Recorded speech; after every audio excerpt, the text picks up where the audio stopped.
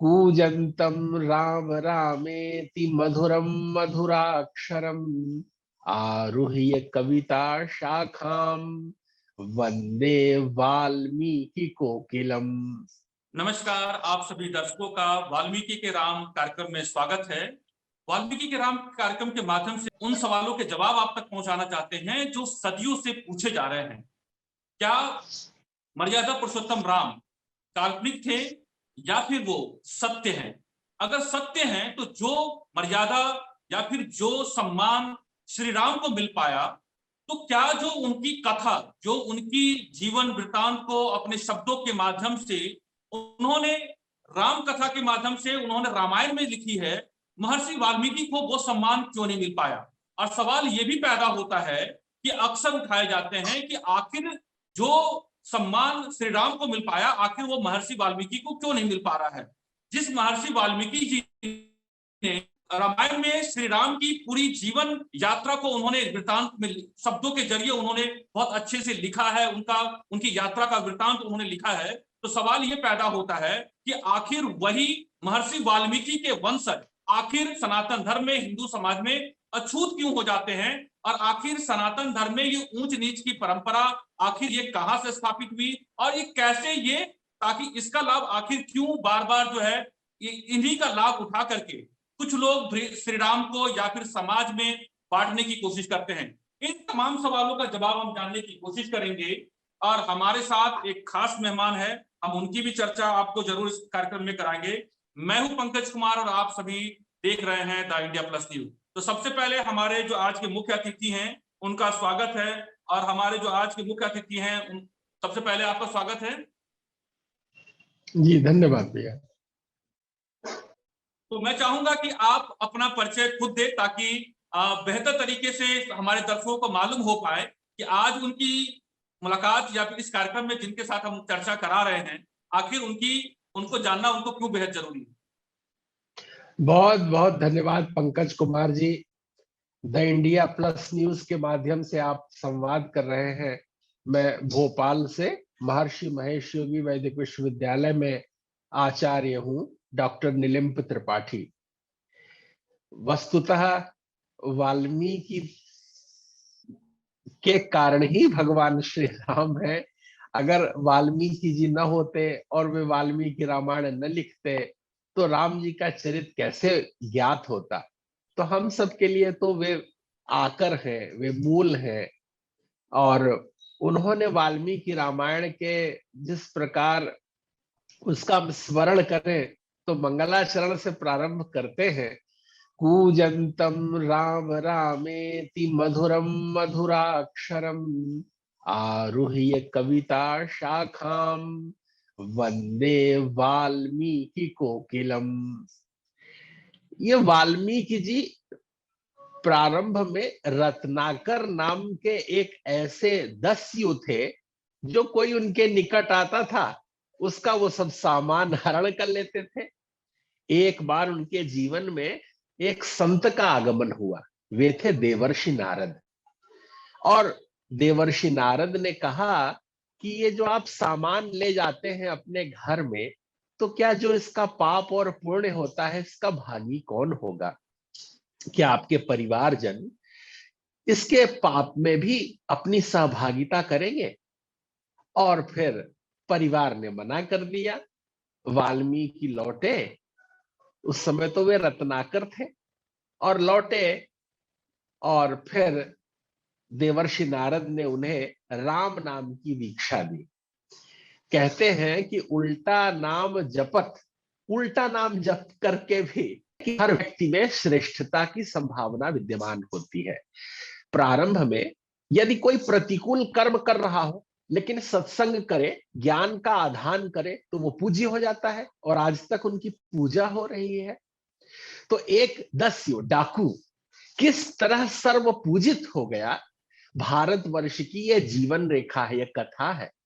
और यह प्रत्यक्ष है कि उन्होंने तपस्या करते करते, वल्मीक मतलब होता है बांबी, जिसमें सांप रहता है, मिट्टी की बांबी को कहते हैं वल्मीक। तो वे रत्नाकर साधना करते करते, भगवान नाम का जप करते करते अपनी चेतना को परमात्मा से समाहित कर देते हैं, और परिणाम में यह होता है कि उनके ऊपर वो बांदी बन जाती है, इतना काल हो जाता है उन्हें बैठे बैठे। और जब कुछ लोग वहां से निकले तो उन्होंने कहा ये वाल्मीकि से ये भगवान नाम का स्वर आ रहा है, और वे सब बहुत ही आनंदित और उत्कंठित हुए।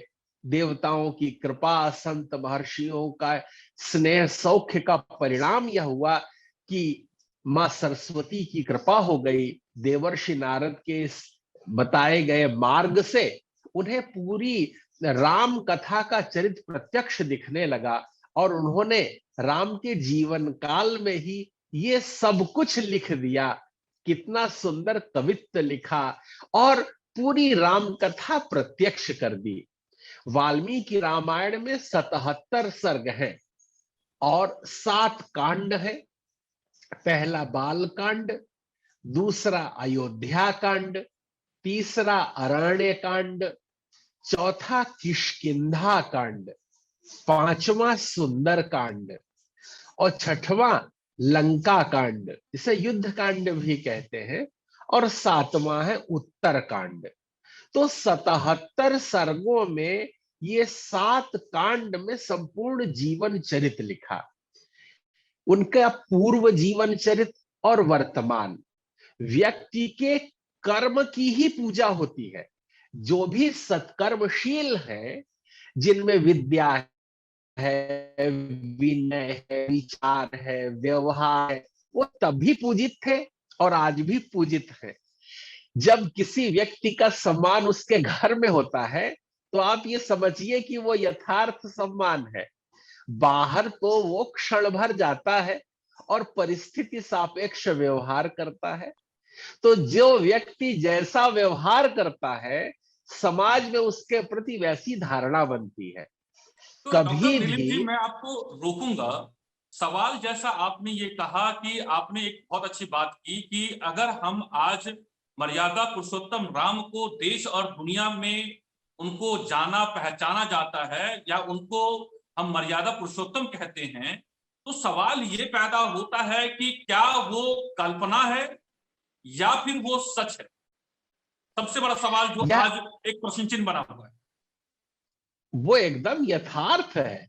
भगवान श्री राम जहां इस उनको कौशलेश कहते हैं, कौशल प्रांत में सरयू के तट पर जो ये वाल्मीकि रामायण में वर्णन है, वो जी काल्पनिक नहीं है, वो यथार्थ है।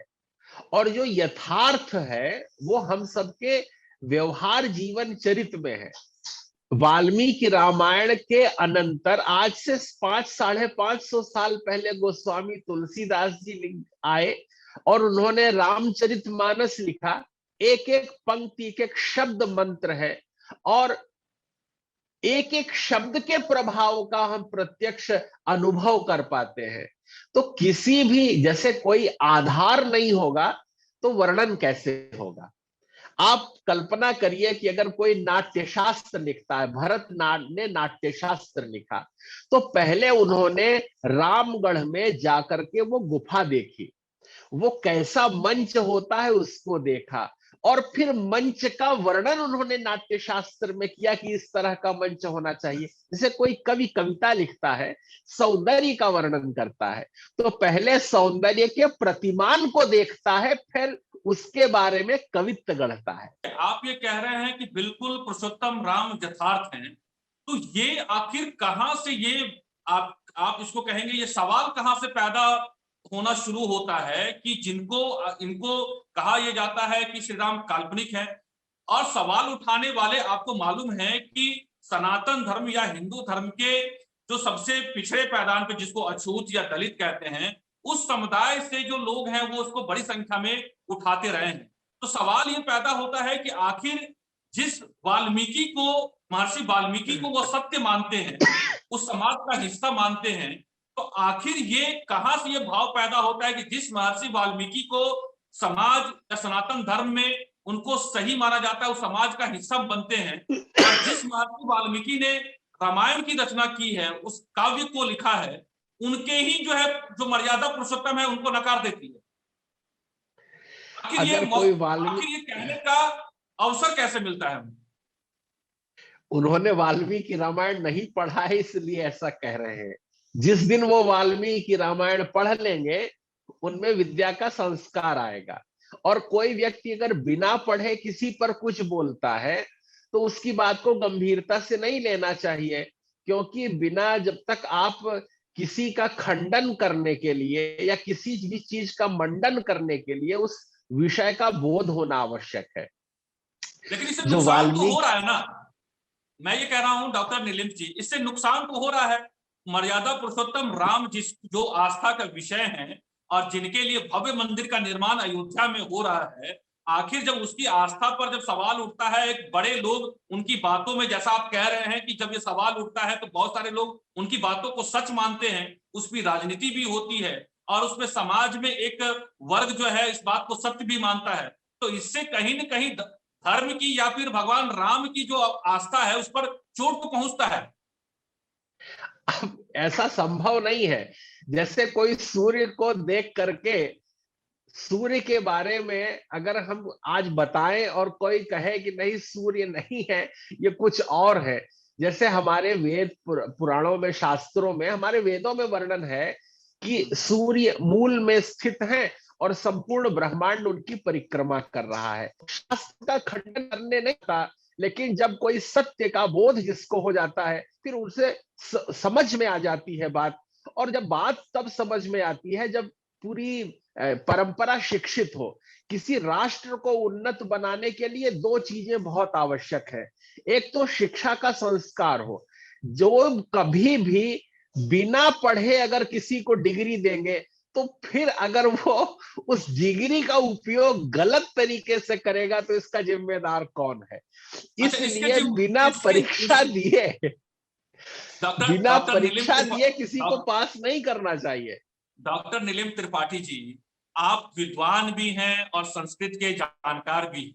तो ये बताइए कि जैसा आपने कहा कि जो शिक्षित नहीं है, तो शिक्षित करने का तो जो हमारी सनातन परंपरा रही है वो तो ब्राह्मणों के हाथों में रही है। तो आपने शिक्षित क्यों नहीं किया, या फिर आपने सच को उजागर करने की कोशिश में कहां कमी रह गई कि आज जो है, जो सच जो है उस पर झूठ जो है आप जैसा कह रहे हैं वो हावी हो रहा है? इसमें झूठ और सच की बात ही नहीं है। जितने भी लोगों ने साधना की, तपबल रचई प्रपंच विधाता, तपबल विष्णु सकल जगत त्राता, तपबल शंभु करहि संघारा। जो तपस्या करता है, तप करता है, वो उस तप का आनंद लेता है। जो वृक्ष लगाता है वो वृक्ष के फल खाता है। तो वाल्मीकि समाज से या किसी अन्य समाज से आए हो इस कारण हम उनका पूजन करते हैं, ऐसा नहीं है। हम तो उनके ज्ञान से उनकी पूजा करते हैं। इस संसार में किसी भी चरित्रहीन व्यक्ति की पूजा होती हो तो बताइए? सभी चरित्रवान की पूजा करते हैं। राम रामेति रामेति रमे रामे मनोरमे, सहस्र नाम तत्तुल्यम राम नाम वरानने। तात्पर्य यह है कि जिस किसी योग्यता, वेद काल से लेकर आज तक जिसमें भी श्रेष्ठता है वो पूजित है, चाहे वो कोई भी हो, एक कैसा भी हो। डॉक्टर नीलिम त्रिपाठी जी, सवाल चूंकि ये समाज का भी, समाज में जो अभी एक विभेद है, कहीं ना कहीं समरसता की जो कमी है सनातन धर्म या हिंदू धर्म में, जो आप ये देखिए कि कहीं ना कहीं जो है ये इसका नुकसान हो रहा है। तो मेरा ये कहना है कि अगर वाल्मीकि समाज के में ये धारणा है कि जो सम्मान मर्यादा पुरुषोत्तम राम को मिली वो महर्षि वाल्मीकि को नहीं मिली, या फिर जितने भी भगवान राम की जो है मंदिरें बनी हैं, आखिर वो जिनको उन्होंने रचा बसा अपने श्लोकों में गढ़ा, आखिर उस महर्षि को उस राम मंदिर में जगह नहीं मिली। और यही वजह है कि अगर वो जगह मिलता तो ये महर्षि वाल्मीकि को वो जगह नहीं मिली जो भगवान राम को मिली। तो इसमें अब आपको लगता है कि कहीं कमी रह गई, और एक तरीके से ये जो अभियान चलाया जा रहा है, ये जो फॉरवर्ड बैकवर्ड दलित ब्राह्मण अगरा पिछड़ा, ये अछूत वाली जो शब्दावली है वो उसमें कमी आएगी? मुझे ऐसा लगता है कि जिस विषय पे आप चर्चा कर रहे हैं वो विषय अगर आप उदात्त भाव से चिंतन करेंगे तो इसका जवाब आपके पास ही है। क्योंकि जब कभी किसी मंदिर में भगवान राम की स्थापना होती है तो दशरथ जी ये कहने नहीं आए कि पहले मेरा बेटा है, पहले मेरा मंदिर बनाओ फिर मेरे बेटे का मंदिर बनाओ। आप सर्वाधिक चिंतन किसका करते हैं? जिसने आपको अपशब्द बोला है उसका चिंतन करते हैं, कि जिसने आपको मान दिया है उसका चिंतन करते हैं, अथवा जिसको आप आदर्श मानते हैं उसका आप चिंतन करते हैं? अच्छा, आपके पास कई विकल्प हैं। जी, एक सवाल ये पैदा होता है समाज की तरफ से कि एक नया, पहले जो है जय श्री राम की नारे की गूंज होती थी, समाज ने उसको स्वीकार भी किया। एक अभी वाल्मीकि समाज या वाल्मीकि अनुसंधान परिषद के द्वारा जय श्री वाल्मीकि राम को किया जा रहा है, और ये एक तरीके से सामाजिक समरसता या फिर आपसी भेदभाव और आपसी सामंजस्य समाज में जो बैठाने के लिए जो है एक संकल्पना ली गई है, संकल्प लिया गया है। तो दलित समाज है या फिर जो है एक तरीके से सामाजिक कहीं न कहीं ऊंच नीच है, उसको पाटने में आपको लगता है ये बेहतर काम करेगा, उसकी दिशा में सार्थक पहल है? अब जैसा आप ऊंच नीच की बात कह रहे हैं, मेरे जीवन में इस तरह के अवसर नहीं आए, क्योंकि जो मुझसे मिला प्रेम से मिला। जिसने भी चर्चा की, ज्ञान की चर्चा की, हो सकता है किसी के जीवन में इस तरह की का कलुष आया हो, कृष्ण पक्ष आया हो। सभी के जीवन में शुक्ल पक्ष ही रहे ये जरूरी तो नहीं है। कभी कभी सूर्योदय के पहले रात्रि के उस अंधकार का भी अनुभव होता है। मेरी तो सिर्फ इतनी आपसे कहने की बात है कि बिना वाणी के भी व्यक्ति का मान होता है। अगर कोई कुछ नहीं बोलेगा, मौन ही रहेगा, लेकिन अगर वो साधक है तो उसका मान होगा। देवी भागवत में ऐसे अनेक दृष्टांत आए हैं कि कोई साधक केवल मौन था और मौन रहते रहते उसने तप बल से उस ईश्वर को प्राप्त कर लिया। अच्छा, डॉक्टर नीलिम त्रिपाठी जी, आप अच्छी बात कह रहे हैं। अब मुझे ये बताइए कि ये जो प्रोग्राम का नाम है, कार्यक्रम का नाम है, ये है वाल्मीकि के राम।